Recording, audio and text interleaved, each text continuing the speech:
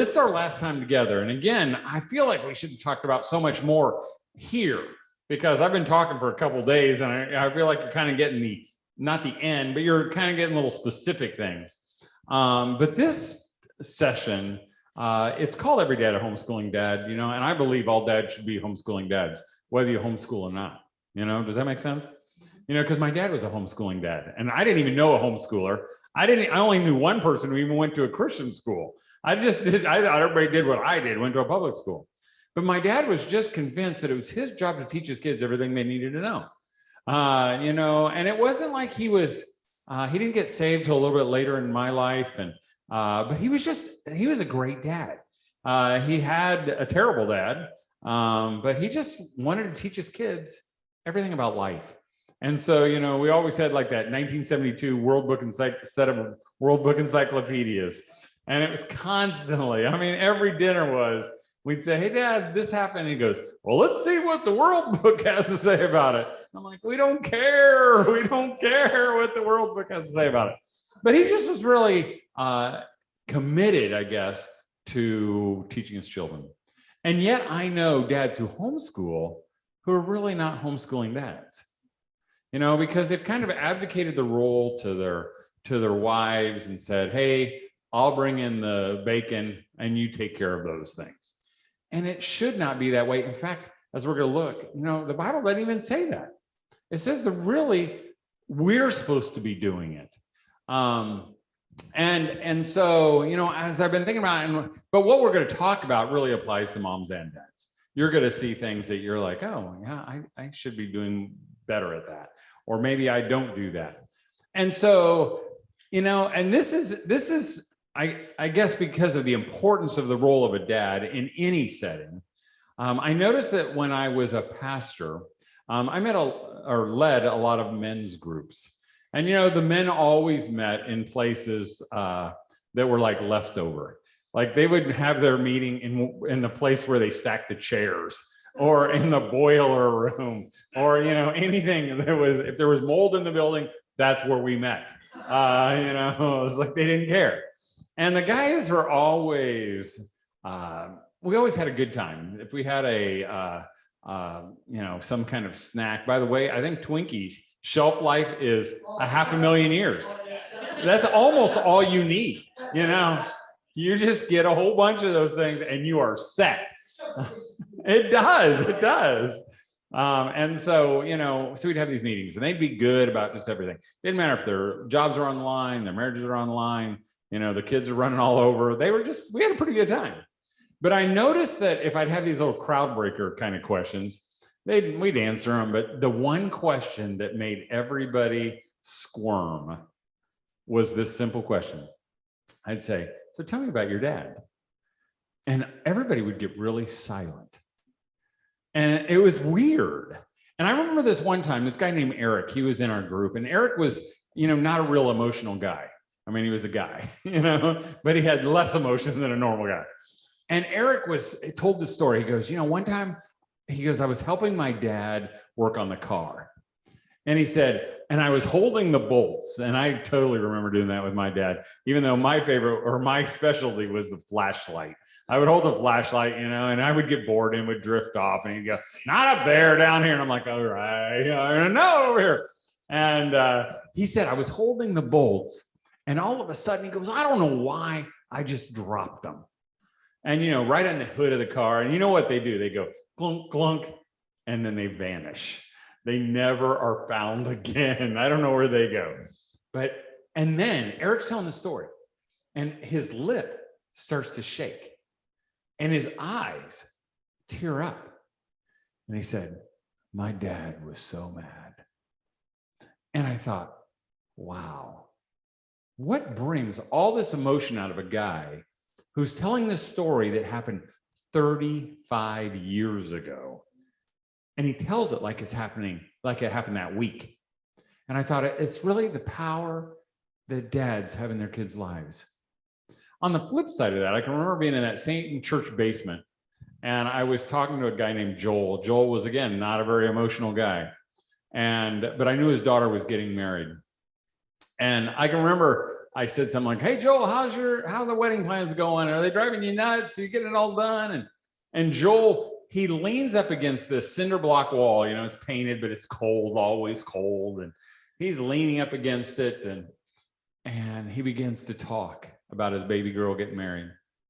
And then he begins to cry. And then he begins to weep where he can't get his breath. You know, that. And I'm thinking, I'm just sitting there stunned, like, wow, where does all this emotion come? You know, and I thought it's the power that the kids have in their dads' lives. Not only the dads that have in their kids' life, but the kids in their dads' life. Because really, I think that what we do as dads is the most important thing we're ever going to do. In fact, I would almost be as bold to say that what you are, everyone in this room, is not mainly maybe, but largely impacted by your dad. Now, some of you didn't have a dad, or you had a really lousy dad, or a vacant dad, or missing dad. Even that hole of a dad influences so hugely. You know what really scares me is that one day my kids are going to say the same thing. That what they are is hugely influenced by me. You know, and in fact, and I'll tell dads, oh, what you do, you know, for your living really pales in comparison. I don't know what you guys do for a living. I know he's a pastor, and what do you do? I knew that, Tim. I know like so much about you. Even though you seem a lot funnier on YouTube. I don't know, you know. You are way better looking. So you're a UPS guy. Sales. You know, I don't know what you got going, you know, this week, but I'm going to guess that if you were to die suddenly during this session, come Monday morning, someone's going to be in the truck. You know, they're not going to halt that. You know, well, actually, they'll probably be delivering tomorrow. You know, the sales, same thing. I don't know. Do you preach a Sunday sermon? You know, you're going to die, and somebody else, that youth pastor probably, is going to, so glad you did die, so he can have the pulpit. He's been waiting for this moment. That's how they are. Those youth guys, they're waiting for any chance. Oh, he's sick. You know, yeah, I'll be there. You know, but here's the deal. You guys die. How quickly is you replaced as a dad? It's a trick question, actually. Tim did what I anticipated. He'd say, oh, you can't be replaced. You really can. But by only one person. Would you like to guess who that is? God the Father. He says, I will be a father to the fatherless. You know, which is an amazing thought. You think about it. In our fathering plan, we're the plan A. He's plan B. We're the A team. He's the backup. It's not a bad backup. I mean, he's going to take care of it. And really, to single moms, I always remind them, oh, you know what? I know the guys in the church may not step up and be the dad you need for your kids, but God's got this. He's got you, you know, and so that makes what we do hugely important. In fact, when I first became a dad, you know, I thought, okay, I want to be a great dad. And so I got out my Bible concordance, not a online anything, but, you know, a book with pages, lots of pages. Tiny print, and I'm looking through looking for fathers, you know, I wanted the commands to dads. And so I found about 400 plus verses with fathers in them. But if you take a lot of them out, like if you take out, you know, Abraham's the father of Jacob, or Isaac who's the father of Jacob, and, you know, you take out all those, and as your fathers did before you, you take those out, they really boil down. Then if you just look at the commands, they're really just two of them, and they're both the same. One's in Colossians and one's in Genesis. One's in Galatians. And the one in Galatians, and I marked it here so I could find it real fast, is in Galatians chapter 6. And it's a super familiar passage. The very first verse, you know, children, obey your parents. For just a second, it was in my... For this is right. And then honor your father and mother. And then it goes down, verse 4. And I'm going to read it in the Todd version. And it says, dads, stop provoking your children to anger. Instead, bring them up in the training and instruction of the Lord. And really, because that's really how it's written. in assuming that they were provoking their children to anger. So stop doing it. And I don't know about you guys or dads listening, but that brings me comfort knowing that a couple thousand years ago, the dads were blowing it just like I do now.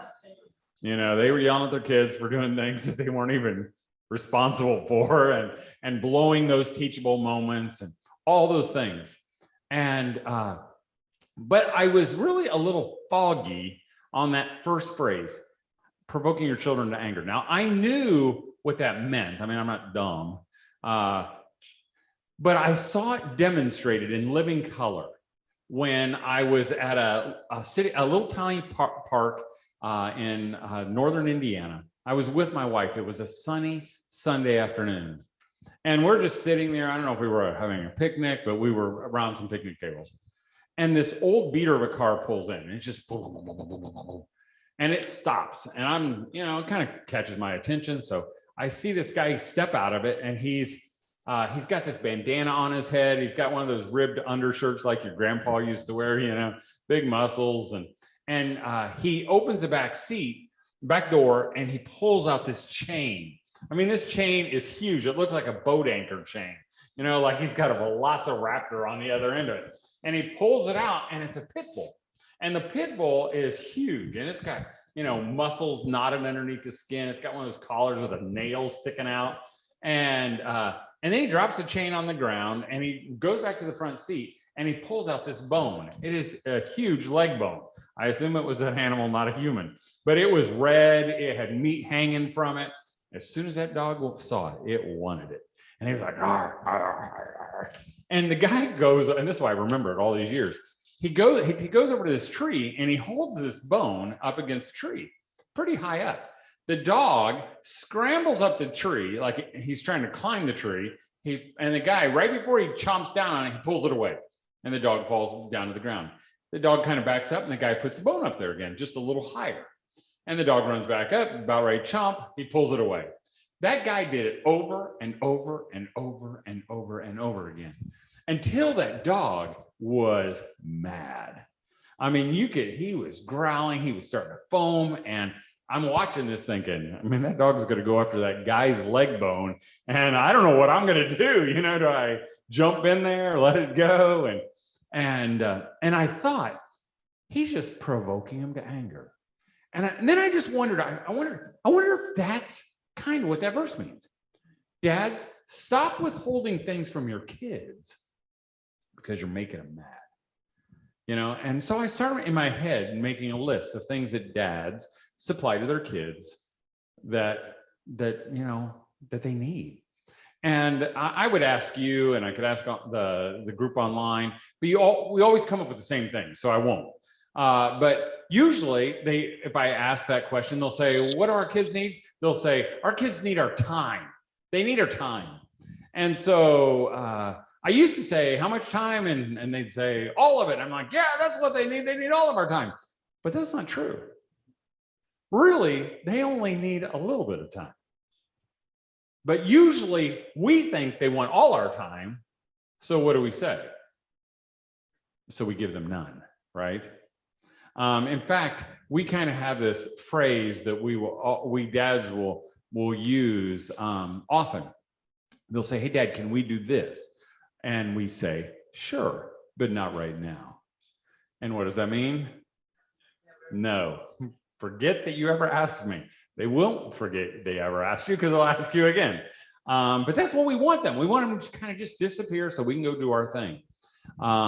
And again, I say it too often. I remember one time Maggie, when she was little, she asked me, she goes, Dad, can you help me hang this cat picture in my room? And I said, sure, Maggie, but not right now. I'm really busy. Well, I wasn't really busy, but she didn't need to know all the details. I was hoping that would suffice. And so, I don't know, 20 minutes later, I hear this boom, boom, boom, boom in her room. And I go up there to see what is going on. And I see that she was taking a screw and hitting it into the wall with a hammer. And I'm like, Maggie, no, why would you use a hammer? Don't use it. I mean, why would you use a screw? Don't know. And so I took her hammer and I took the screw and I ran down the garage, got my hammer, got one little nail and tap, tap, tap, put it in, hung the picture, and I was done. And you know what? That little girl felt loved. It didn't take very long. It took 3 minutes, maybe at the most. But again, sometimes we think that it takes so long that we don't give any. I remember I knew too that our kids have kind of cracked the code when I was at a camp and I was sitting by the pool and my kids are swimming and there was this little girl who walks by me and her dad is like 2 lawn chairs down, maybe 3. And she walks by and she says to her dad, "Hey Dad, can you get in the pool with me? Can we go swimming together?" And he said, "Sure, honey, but not right now." And she turns around, and again, I can see this playing out in my head right now. As she was walking by me, she's talking to herself. She's not talking to her dad. She's not talking to me. She's just talking to herself. And she says, "He always says that." And then she just walked on by. And when she said that, I thought, they've broken the code. They know the code. And so that's why I kind of invented these little 1 hour of dad time little tokens. They're super simple. On one side it says "you to dad," which is kind of how here, I'm going to throw you one. Ready? Good, almost catch. And on the other side it says "an hour of dad time." And so I thought, wouldn't it be cool if our kids could get an hour, give us a nudge when they needed some time with us. And so I remember I gave them to my son Cal, and I gave it to Jed when they were little, and I just kind of made them, and I'm sitting at my computer, and Jed comes in and he puts the token on my desk, and I'm looking at it thinking, "Oh, this is a dumb idea," and because I was busy, I was busy doing my thing and important stuff, and I said, "Jed, what do you want to do?" And he goes, "I want to play an hour of carpet ball." I don't know if you've ever seen a carpet ball table, but it's a long, narrow thing. If you've ever been to a camp or maybe a youth room, they throw, they have pool balls and they throw them down there and try to knock them off. And if you saw one, you would scoff one up. Okay, this is on my bucket list. I'm going to try to use that at least twice during this talk. And so I said, "Are you a snorter?" She's a snorter. I love having a snorter in the crowd. So thank you. Tina, that is Tina, right? Tina has a bunch of cash too at her house. So we know where to go right there. He doesn't know, so don't wait for him. So he goes, "I want to play an hour of carpet ball." So we went up after dinner and we played an hour of carpet ball. And at the end, we kept track of all the games. I think it was like 54-49. I won. And I wrote on there, Jed and Dad played carpet ball, and I put the date, and I put, the score. And then I set it on my desk. And that's where it is right now. And I know, because I collect everything. My office is just a little tiny cubicle down in our basement, and it's filled with stuff, memories. And I know that when I'm dead, my wife will go down there probably as soon as I've cooled off.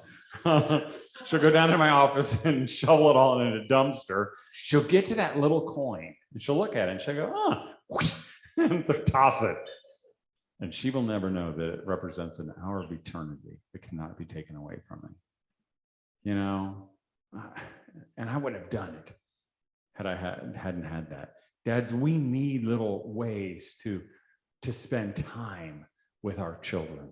They need that. And when we don't give it to them, we provoke them to anger. Not only do they need our time, but they need our love. And when we say, we use the word love, what kind of love are we talking about? Agape? That's a good answer. But what does that mean? Anybody can answer. Unconditional love. Unconditional love means what? No matter what. It's easy to kind of say that and use that. And I remember when my son Sam, when he was little, we played this unconditional love game. And it was always at bedtime when the lights would go off. He would go, "Hey, Dad, will you always love me? Will you love me no matter what?" And I'd say, "I'll love you no matter what, Sam." And then he would go down through a list of things to see if he could separate that. And he'd say, "Will you love me if I don't obey you?" "Yes, if you don't obey me, I'll still love you."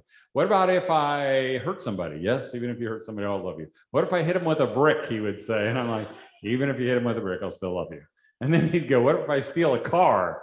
Now, he was only like 7. And I'm like, well, even if you stole a car, I'll still love you. And then he would think of the worst thing he could possibly think of. And he would get serious and giggle at the same time. And he'd go, Dad, what if I kill someone? And I'd say, Sam, even if you kill someone, I will always, always love you because I'm your dad. But don't kill anybody, okay, Sam? And so far, it's worked out real well because he's never killed anybody. But I know moms and dads who've come up to me afterwards and said, my son or daughter has killed someone. Am I still supposed to love them even then? And the answer is, no matter what. You know, it's easy to say that when our kids are little, but when they get older and they're looking you in the eye and they're making choices that you would not choose or choices that God would not choose, are we still supposed to love them? Yes. One of the greatest examples of unconditional love I ever saw was one by a dad in a church that I was associate pastor at. And it was one of those things where, you know, a girl was going to have a baby, wasn't a great thing. All babies are good, you know what I mean. And we decided we were going to let the church family know so there wouldn't be any rumors. And so I led worship that day. And then afterwards, I walked over to the edge of the room and just stood. The senior pastor went down the center aisle. He went to about 3/4 of the way down where the girl sat, and he put his arm around her and he pulled her to her feet. I don't think that's me.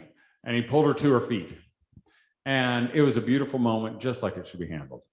And as I stood over there watching, I was watching everybody. And everybody had their head down because it was awkward. Everybody knew each other. So, you know, they're flipping through their Bibles, looking at their church programs or clipping their toenails. I don't know what they were doing, but they all had their heads down. And then I saw where the girl stood in that row was her entire family. I mean, it was like aunts and uncles. It was cousins and brothers and sister. And it was everybody. Every single one of them had their head down because they were all embarrassed. You know, they were all disappointed. Every single one of them, that is, except one person. Sitting right next to where she stood was her dad, Don. And Don sat as straight as a ramrod. I mean, his head was this far above everybody else's. He's scanning the crowd, you know, and I could read his thoughts from over there, and it was like, anybody got a problem with this? You know, put your hand up right now. We'll take it out back right now and settle it once and for all. Anybody, just speak right now. And I thought, was he disappointed? Yes. Was he embarrassed? Oh, yeah. Did he prove to his daughter that he loved her more than anything? Yes. That is unconditional love. That's the kind of love. And not only do dads need to love their daughters and sons, but moms need to love their kids because it gets hard sometimes. But you know what? There's something else besides unconditional love that I have never heard anyone ever speak about except me. And that's unconditional like. Because unconditional like is different than unconditional love.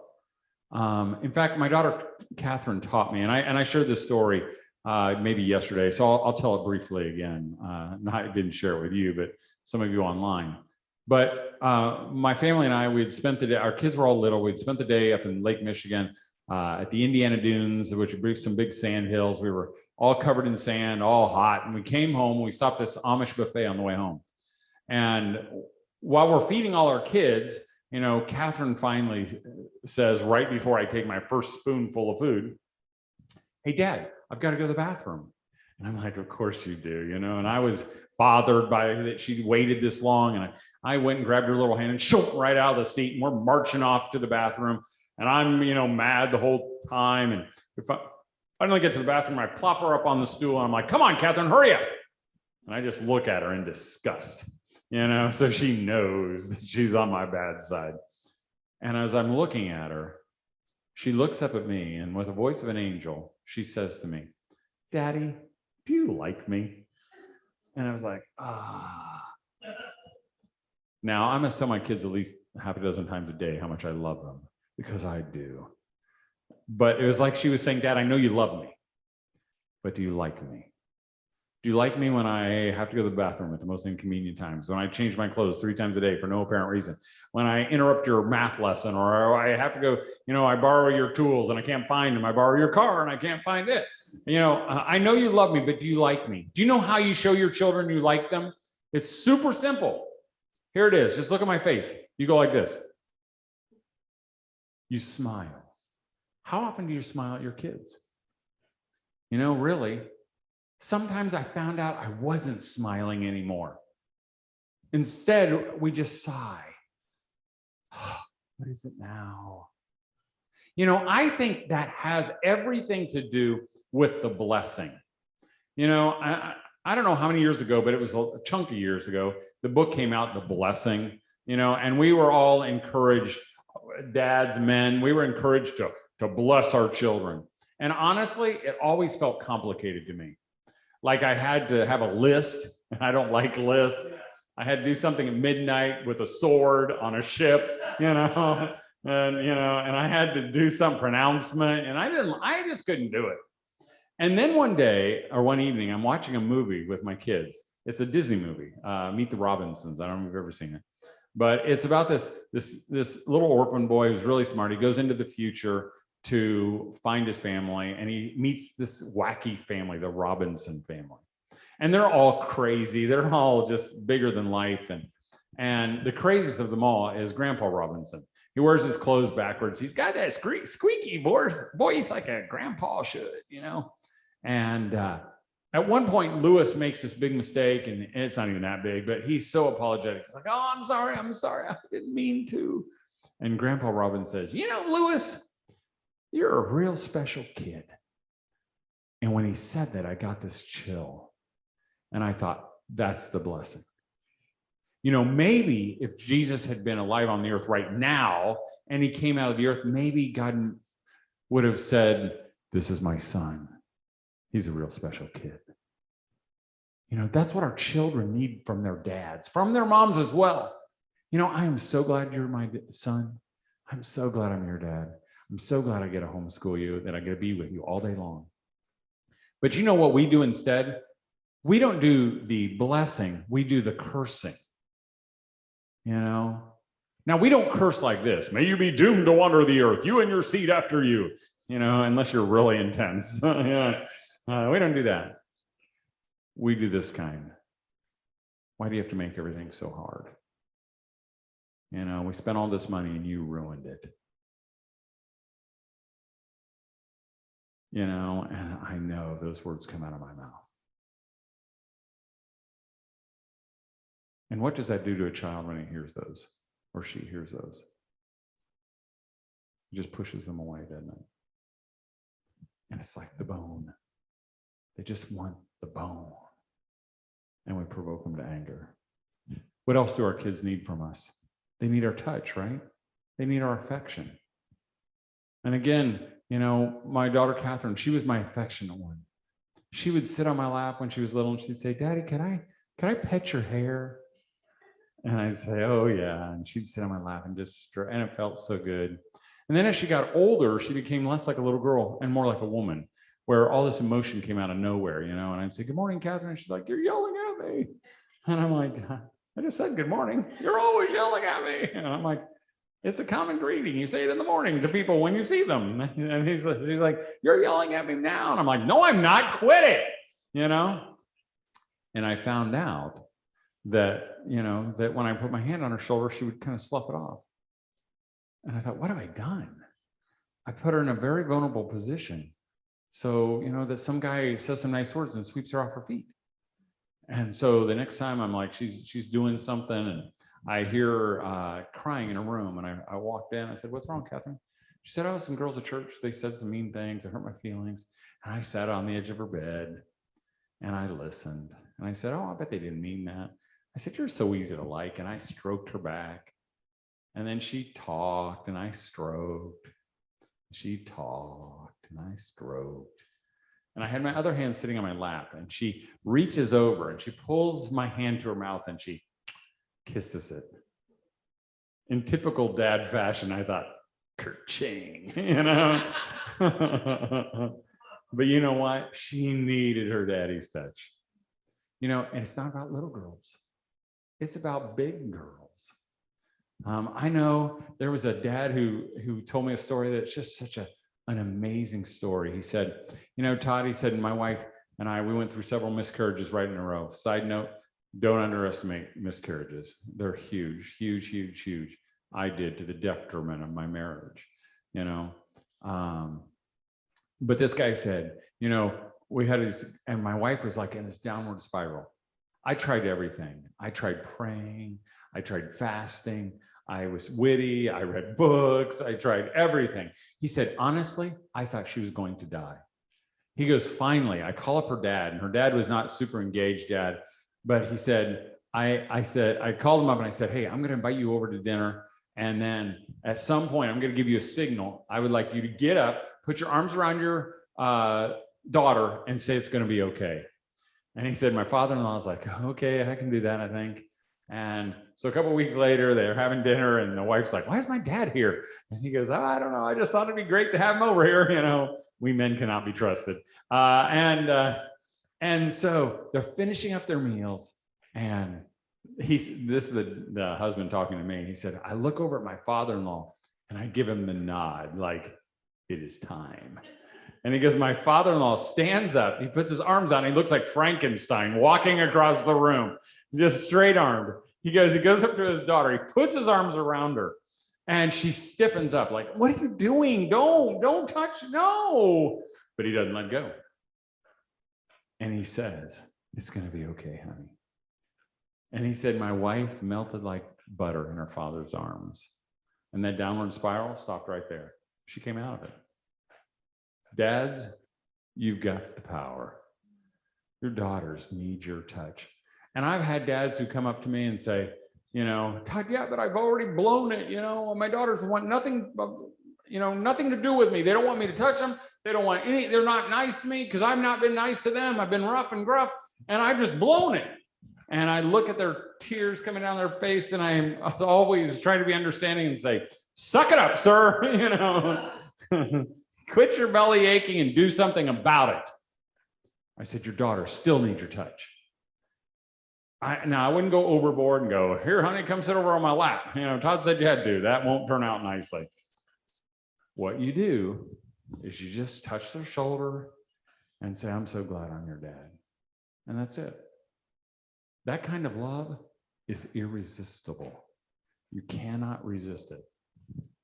Again, and I've had dads who say, yeah, Todd, but I don't like to touch my children. You know, and I remember this one guy in the back, again, tears streaming down his face, and he goes, it grosses me out. And again, I said, then you're dooming your children because your kids need your touch. Watch this. I can touch Tim right here. I don't even want to touch Tim. You know, I mean, I get no pleasure from it. I don't like it. Would you like me to lie to you, Tim? But look how easy it is. All I do is I go like this and I touch him. I don't want to. I just do it. Same thing as smiling. I don't have to feel smiles from the depths of my heart to do it. I just make myself do it. You can do that, Dad. It doesn't matter if you've been, somebody else, people will say, yeah, but I never got any affection when I was a kid. I get that. That's not a reason for you not to give it. You just do it, whether you want to or not. Boys and girls, not just, or I should say, not just girls, but your boys need it as well. You know, they need your touch. They need you to hold them, to hold their hand, to grab them. I'll tell you, there is something about a man's touch that feels different than a woman's touch. Nothing personal, ladies. I mean, you know, I don't need to encourage you to touch your kids and love your kids, because you do. But I know I was in a car wreck like 25 years ago, really bad. And I was in a hospital bed, and it felt so good when a man grabbed my hand. It felt so, so good. Your boys need your touch.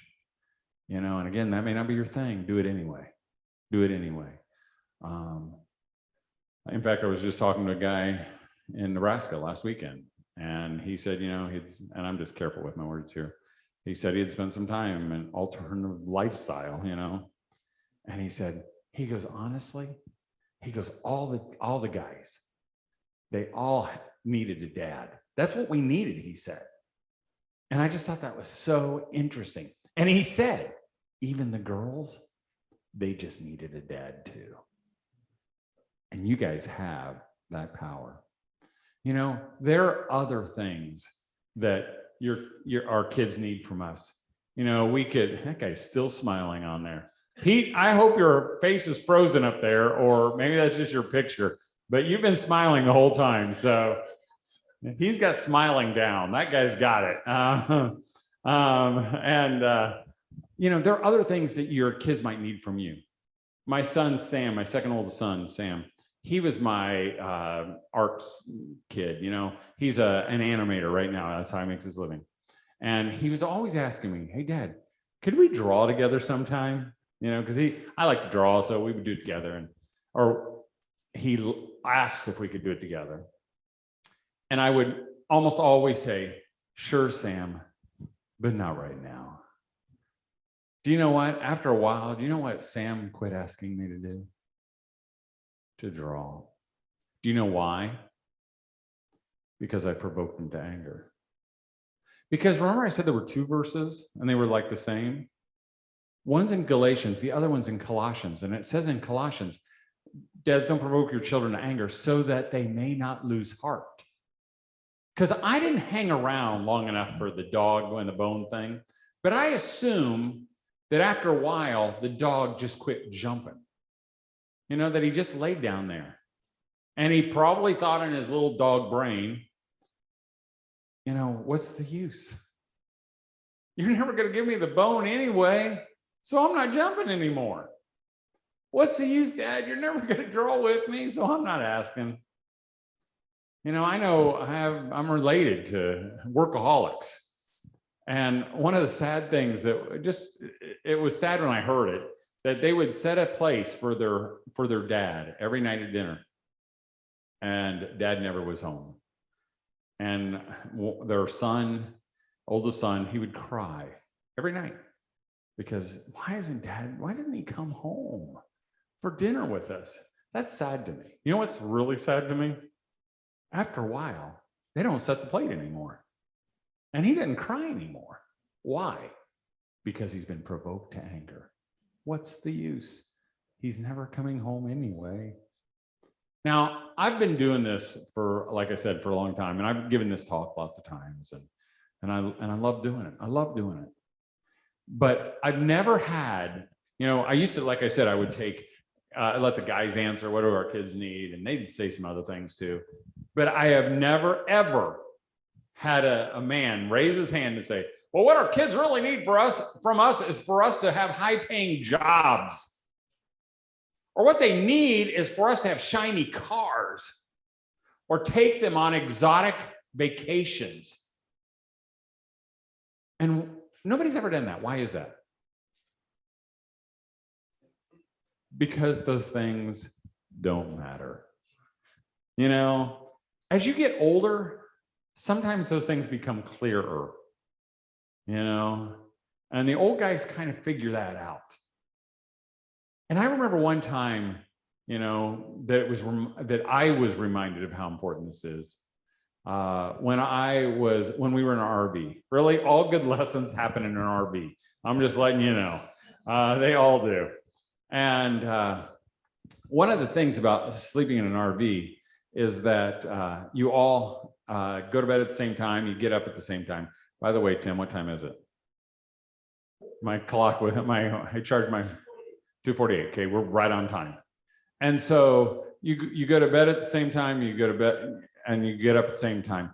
Usually when we get up, we try, you know, when one kid gets up, it kind of shakes the RV just a little bit.